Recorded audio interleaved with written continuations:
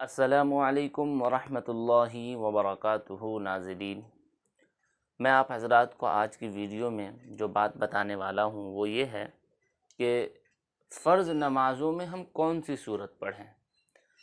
بہت سارے حضرات کو صورتیں یاد ہوتی ہیں کچھ، لیکن انہیں یہ پتہ نہیں ہوتا ہے، خاص کر خواتین مرد حضرات میں بھی، کہ کون سی نماز میں کون سی صورت پڑھیں، اور پھر انہیں ترتیب وغیرہ بھی یاد نہیں ہوتی ہے۔ مطلب یہ ہے کہ وہ ترتیب سے پڑھنے کے بجائے الٹا کر دیتے ہیں، یعنی پہلے قل اعوذ برب الفلق پڑھنے کے بعد قل اعوذ برب الناس پڑھنا ہے، تو ترتیب ان کی الٹی ہو جاتی ہے۔ پہلے وہ کبھی قل اعوذ برب الناس پڑھ دیتے ہیں اور اس کے بعد قل اعوذ برب الفلق پڑھتے ہیں۔ تو ان تمام ترتیبوں پر اور کب پڑھنا ہے، کیسے پڑھنا ہے، کہاں سے کہاں تک پڑھنا ہے، کون سی نماز میں کون سی صورت پڑھنی ہے، انشاءاللہ یہ باتیں میں آپ حضرات کو بتانے کی کوشش کروں گا۔ اور جنہیں صورتیں کم یاد ہیں، یعنی انہیں زیادہ صورتیں نہیں یاد ہے، تو اب وہ کیا کریں، ان کو بھی کیا کرنا ہے، وہ کیسے پڑھیں، یہ تمام باتیں انشاءاللہ آج کی اس ویڈیو میں بتانے کی کوشش کروں گا۔ پہلی بات یہ ہے کہ نماز پڑھنے والا اگر مقیم ہے، مقیم کا مطلب یہ ہے کہ اگر وہ اپنے گھر پر ہے، اپنے آبائی وطن میں ہے، اپنے گھر پر ہے، سفر پر نہیں ہے، تو ایسے شخص کے لیے مستحب اور مسنون یہ ہے قرات کرنے کے لیے نماز میں کہ وہ فجر اور ظہر کی نماز میں طوال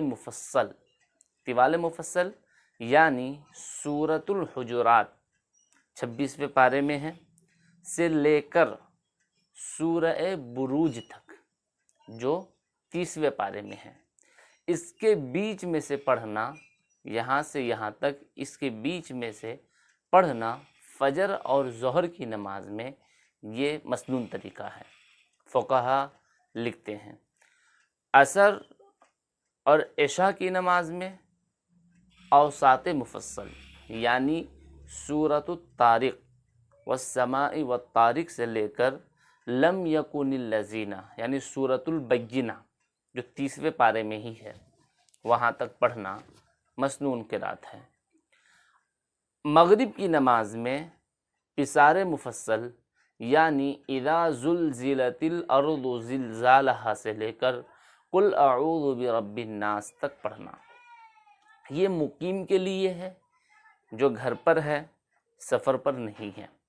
جو حضرات سفر پر ہیں، سفر شرعی پر ہیں، اب سفر شرعی کیا ہے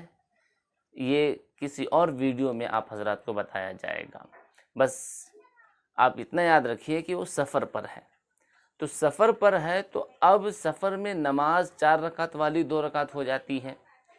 تو اس کے لیے بہتر یہ ہے کہ سورہ فاتحہ کے بعد جو اس کی سہولت ہو، اپنی سہولت کے حساب سے جتنی آیت، جتنی سورت، جو پڑھنا چاہے وہ اپنے حساب سے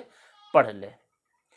سفر پر ہے لیکن کسی جگہ پر ٹھہرا ہوا ہے اطمینان سے، کوئی گھائی نہیں ہے، کوئی جلدی نہیں ہے، تو اب اس کے لیے جو پہلی مقیم کی ہم نے صورت بتلائی ہیں، ان میں سے چھوٹی چھوٹی صورتیں، یعنی فجر میں جو ہے طوال مفصل، اور مغرب میں قصار مفصل، اور عصر اور عشاء میں اوساط مفصل، تو اس میں سے جو چھوٹی چھوٹی صورتیں ہیں وہ پڑھ لیں۔ یہ تو ان حضرات کے لیے ہیں جن کو قرآن کریم کا معتد بھی حصہ یاد ہے، لیکن بعض حضرات ایسے ہوتے ہیں جنہیں صرف 10-5 صورتیں ہی یاد ہوتی ہیں، کسی کو صرف ایک ہی صورت یاد ہوتی ہے، تو جنہیں 10-5 یا کم صورتیں یاد ہیں ان کو چاہیے کہ وہ قرآن کریم کے معتد بھی حصے کو یاد کرنے کی کوشش کرے۔ جی ہاں، قرآن کریم جس دل میں ہوتا ہے تو اللہ تعالیٰ اس دل کو کبھی برباد نہیں کرتے ہیں، تو یاد کرنے کی کوشش کرتے رہنا ہے، لیکن جب وہ نماز پڑھے تو انہیں پڑھتے وقت یہ خیال رکھنا چاہیے کہ وہ ترتیب کا خیال رکھیں، یعنی جب وہ پڑھ رہے ہوں تو آگے قرآن جہاں سے شروع ہوتا ہے اس سے آگے کی طرف پڑھیں، یعنی ایسا نہ ہو کہ وہ الٹا کی طرف ہو جائے۔ مثال کے طور پر آخری 10 صورتیں ہیں، اس میں علم ترا ہے اور علم ترا کے بعد لإلاف قریش ہے، تو اب اگر کوئی ایسا کرتا ہے کہ پہلے لإلاف قریش پڑھتا ہے پھر علم ترا پڑھتا ہے تو یہ مکروہ ہے، ایسا نہیں کرنا چاہیے۔ اگر دھوکے سے اگر ہو گیا ہے تو کوئی بات نہیں، آپ کی نماز ہو جائے گی، لیکن جان بوجھ کر ایسا نہیں کرنا ہے۔ ترتیب کا خیال رکھنا ہے کہ پہلے علم ترا ہو، اس کے بعد ہم لإلاف قریش پڑھیں، اس کے بعد جو ہے ارأیت الذی ہے، اس کے بعد انا اعطینہ ہے، اس کے بعد قل یا ایھا الکافرون ہے۔ یعنی ترتیب کا ہم کو خیال رکھنا ہے، ترتیب صحیح ہونی چاہیے، الٹی نہیں ہونی چاہیے۔ اور بھی اگر آپ حضرات کو کوئی سوال ہے تو آپ اس نمبر پر کال کر کے مجھ سے پوچھ سکتے ہیں یا کمنٹ میں پوچھ سکتے ہیں، انشاءاللہ میں آپ حضرات کے سوالوں کا جواب دینے کی کوشش کروں گا۔ السلام علیکم ورحمۃ اللہ وبرکاتہ۔